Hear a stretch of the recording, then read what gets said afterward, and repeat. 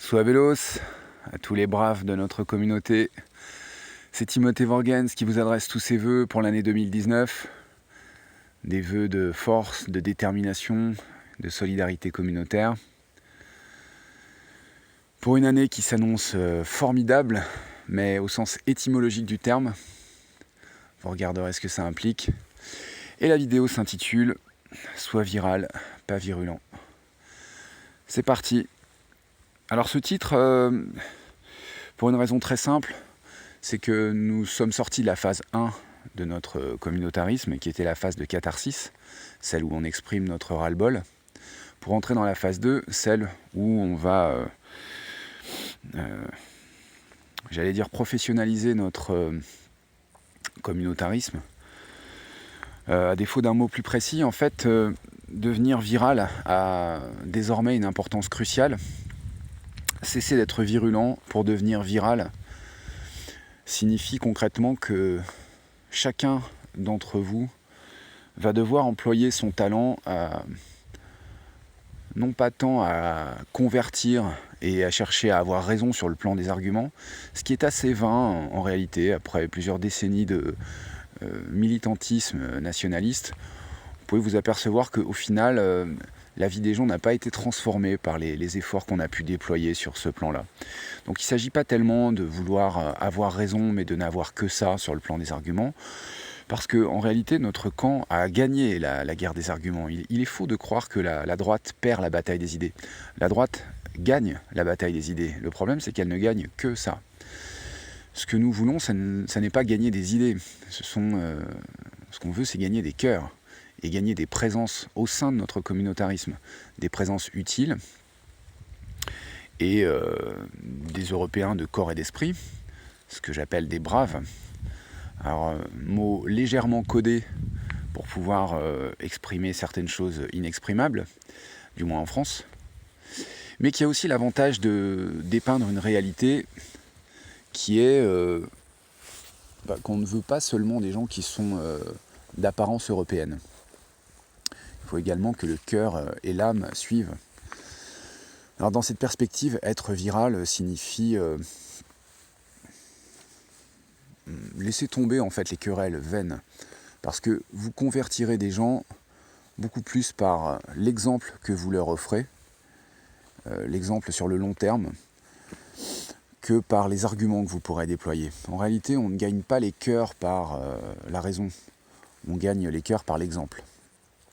Et la viralité parle de ça justement. Quitter le terrain de la virulence, de l'expression cathartique, qui est en quelque sorte un peu notre phase de puérilité, pour arriver à l'âge adulte du communautarisme, en utilisant en fait ce qui en vous est la meilleure partie de la personne. Donc il n'y a que des avantages à changer de perspective. Disons que chaque fois que le nationalisme voyait un problème et s'évertuait à dénoncer le problème en le criant pour le rendre évident aux yeux des gens encore endormis, le communautarisme, lui, l'esprit communautaire, ne va pas s'efforcer de crier dans le désert, mais va simplement montrer des évidences en diminuant énormément la quantité d'efforts et en maximisant les bénéfices, si je puis dire. Donc devenir viral, ça se pratique dans des milieux où les gens ont déjà compris en partie les choses. Ce que vous devez faire, c'est orienter vos efforts tranquillement en direction des gens qui ont déjà compris, mais qui ne sont pas encore, qui n'ont pas compris en fait que leur intérêt était de ne plus rester seul et d'intégrer un réseau d'entraide. Ça, ce sera beaucoup plus facile et beaucoup plus en accord avec la mentalité française profonde. La France est un pays de réseau, il a toujours été, n'a pas attendu la franc-maçonnerie pour que les choses fonctionnent comme ça. Donc en proposant aux gens l'avantage de faire partie d'un réseau d'entraide, vous parlerez à la mentalité profonde des Français, là où le nationalisme restait étranger à leur esprit profond. Parce que nationalisme, dans l'esprit des gens, ça veut dire guerre. Ça veut dire on va augmenter les ennuis en affrontant une adversité qui va être impossible à vaincre. Dans la mentalité réseau, quand vous arrivez vers les gens et que vous leur proposez d'intégrer un réseau d'entraide, vous leur dites solution, là où le nationalisme leur dit problème. Et ce, quelle que soit la qualité des arguments que vous déployez. Parce que ce qui emporte les cœurs, ce ne sont pas les arguments, mais le sentiment de fond.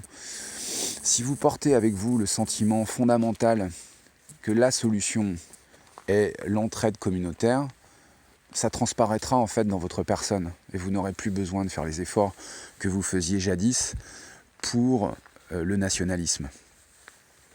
Efforts qui se sont avérés vains, donc je pense qu'à un moment donné, il faut tirer les leçons de l'expérience et changer le paradigme qu'on propose, c'est-à-dire le cadre général dans lequel on pense les choses.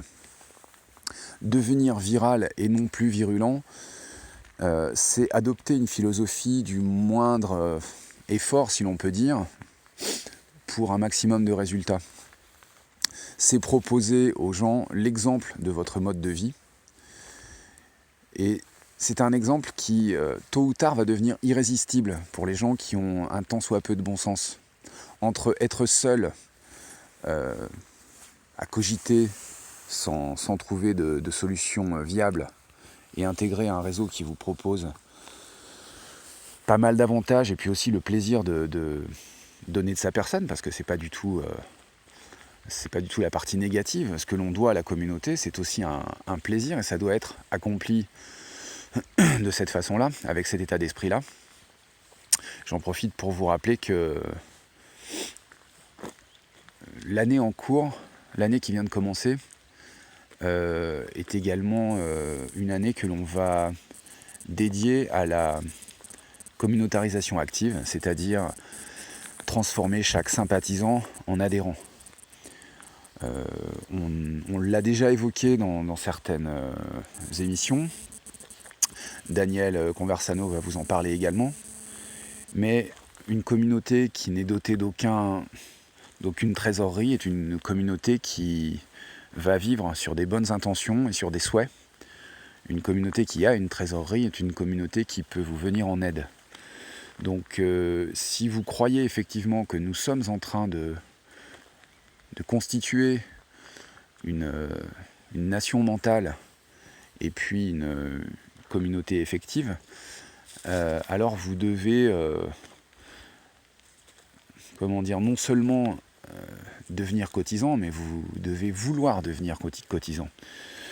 Donc c'est vraiment important que vous deveniez cotisant et que vous fassiez autour de vous des convaincus, que vous incitiez les gens à le devenir. Et vraiment, c'est important de ne pas le faire à reculons. L'état d'esprit dans lequel vous le faites est au moins aussi important que la cotisation elle-même.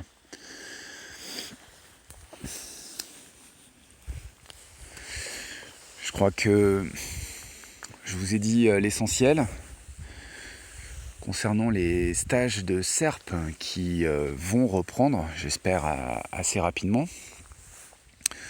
Eh bien, je vous invite à venir nombreux pour pratiquer, pour découvrir, pour assurer l'essor de cette discipline qui vous est consacrée, pour venir en découvrir l'esprit profond, la philosophie,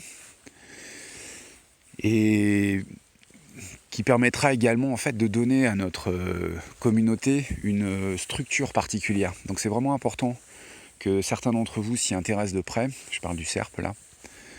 Vous comprendrez rapidement quelle est l'importance d'avoir une véritable colonne vertébrale dans notre communauté.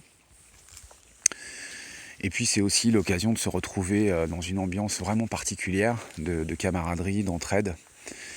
C'est aussi l'occasion de connaître les gens d'une façon très différente, parce que autour d'un café, on ne se donne pas de la même manière que dans l'effort commun et dans l'apprentissage commun.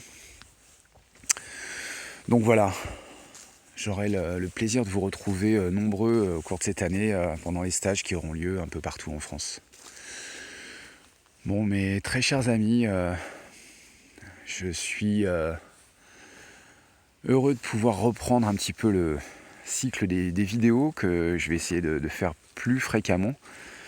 Maintenant que, je l'espère, les petits soucis que je vais rencontrer vont se dissiper. Et puis je vous dis à très bientôt, prenez soin de vous, portez-vous bien, ça guère à tout le monde. Et à bientôt.